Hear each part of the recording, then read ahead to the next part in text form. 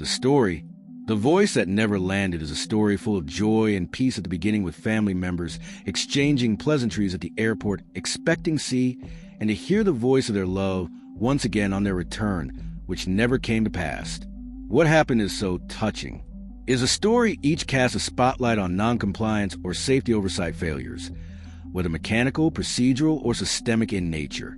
For deeper insights into any specific incident or background details, stay tuned to find out more. The sun hadn't risen yet when passengers began lining up at Gate C-23 at Monarch International Airport. It was January 13th, a typical gray winter morning. Among the travelers were Linda Reyes, a 32-year-old mother of two flying to San Diego for a legal deposition. She kissed her kids goodbye at 4:15 a.m. and promised to FaceTime once she landed. Captain Mark Ellison, a 26-year veteran, preparing for what he expected would be a routine 3-hour hop across the Southwest. The Wong family, visiting from Singapore, who had waited 2 years to see their elderly uncle in Sacramento. At 6:05 a.m., Flight 227 lifted off from runway 11 with 146 souls aboard, 12 crew and 134 passengers. The aircraft, a 15-year-old Airbus A320, had just cleared a routine overnight check, or so the record said. Within the first 20 minutes of the flight, everything appeared calm. Seatbelt lights blinked off. Flight attendants handed out water. The first officer chuckled as he mentioned light turbulence near Flagstaff. There was no sign, none, that the aircraft was about to betray them. At 6:42 a.m., a subtle metallic thunk echoed in the rear cabin, loud enough for 3 passengers to glance back. Flight attendants assumed it was a galley cart. Nobody reported it. But at 6:45, a more worrying sign emerged. Flight 227's hydraulic system dropped to 45% pressure, but the cockpit indicators only briefly flickered. The alert reset, and Captain Ellison continued the ascent. What no one realized was that a hairline fracture in the tail actuator manifold, a component meant to last 30,000 cycles, had been flagged 6 weeks earlier by a junior maintenance tech in Las Vegas. His report was buried under a dozen deferred maintenance tags marked non-critical due to backlog and shortage of certified technicians. At 7:09 a.m., 28,000 feet above Arizona, the rear rudder suddenly locked mid-position. The flight crew felt a faint pull, as if the aircraft was resisting their trim. It lasted only seconds. Then, silence in the cockpit. What passengers heard next was not turbulence, but a high-pitched scream of metal. Cabin cameras later recovered from the wreckage showed oxygen masks dropping, babies crying, an old man clinging to a rosary, and flight attendants screaming instructions over a garbled speaker system. The rear hydraulic line had ruptured, severing tail control and damaging the elevator system. The aircraft bank left, then right violently. Internal components tore loose. Row 27's floor panel broke inward, revealing a dark void below. Passengers clawed for loved ones, bruised by overhead luggage, some bleeding, some praying. One man tried to send a voice memo to his wife, whispering, "I think we're going down. I love you. Tell the kids The rest was static. The cockpit fought valiantly. Manual override was attempted, but without hydraulic pressure, the A320's fly-by-wire system struggled to compensate. The aircraft descended uncontrollably, nose high, then dipping steeply. At 7:18 a.m., a final mayday was broadcast. Flight 227 total control failure. Attempting emergency descent, no tail response. Flight 227 struck a rocky bluff 15 miles north of Prescott, Arizona. The impact tore the fuselage into 3 sections. First responders arrived 32 minutes later to a scene of burned earth, twisted steel, and haunting silence. Only 11 people survived the initial impact, 5 passengers and 6 crew. By dusk, that number was reduced to 4. Among the dead were entire families, newlyweds, veterans, and children who had waved goodbye, not knowing it was their last embrace. National headlines screamed, "Deadliest U.S. crash in a decade.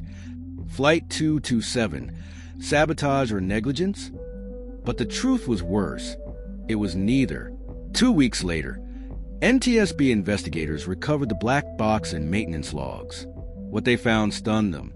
The hydraulic system warning had been auto-suppressed in the last firmware update due to a software override patch designed to reduce false positives. The update had not yet been tested across older airframes. The fracture in the actuator manifold had been documented in 4 separate inspection reports across 3 maintenance bases, but no corrective action was taken. All were signed off as acceptable risk due to flight backlog and part availability. A whistleblower email from an anonymous mechanic sent 3 days before the crash read, "We got an A320 with a cracked manifold tagged twice and still flying. Someone is going to die."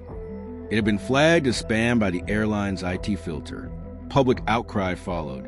The airline, Eagle Wind Aviation, was grounded indefinitely. FAA officials were dragged before Congress. The NTSB's report used damning phrases like cultural complacency, systemic maintenance failure, and ignored warnings. One quote stood out. Flight 227 did not fall from the sky.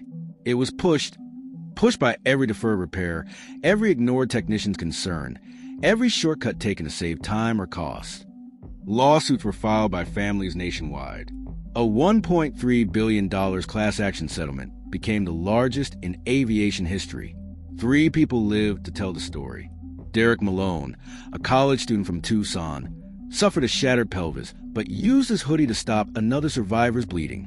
Sarah Kim, a flight attendant who had dragged 2 passengers from burning wreckage before passing out. Captain Ellison, critically injured but alive, testified before Congress from a wheelchair. "We fought that plane until the end. But you can't win a battle with a ghost.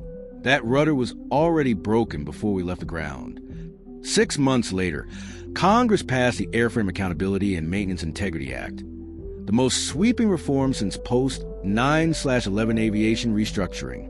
Key mandates included real-time technician reporting system integrated with AI analysis to flag unresolved safety concerns, mandatory part replacement protocols for flag hydraulic systems, regardless of current function, whistleblower protection expansion for all aviation personnel, independent oversight committees for airlines with over 30 maintenance deferrals in a 30-day period.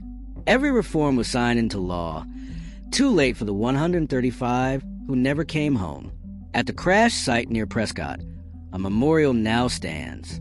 It reads, "To those who flew in trust. To those who never arrived. May your voices echo in every checklist, every wrench turned, every whispered doubt that says, 'Check again.'" Linda Rhea's husband visits every year with her children. They stand in front of her name, etched into a steel wing fragment, and lay flowers where her last flight ended.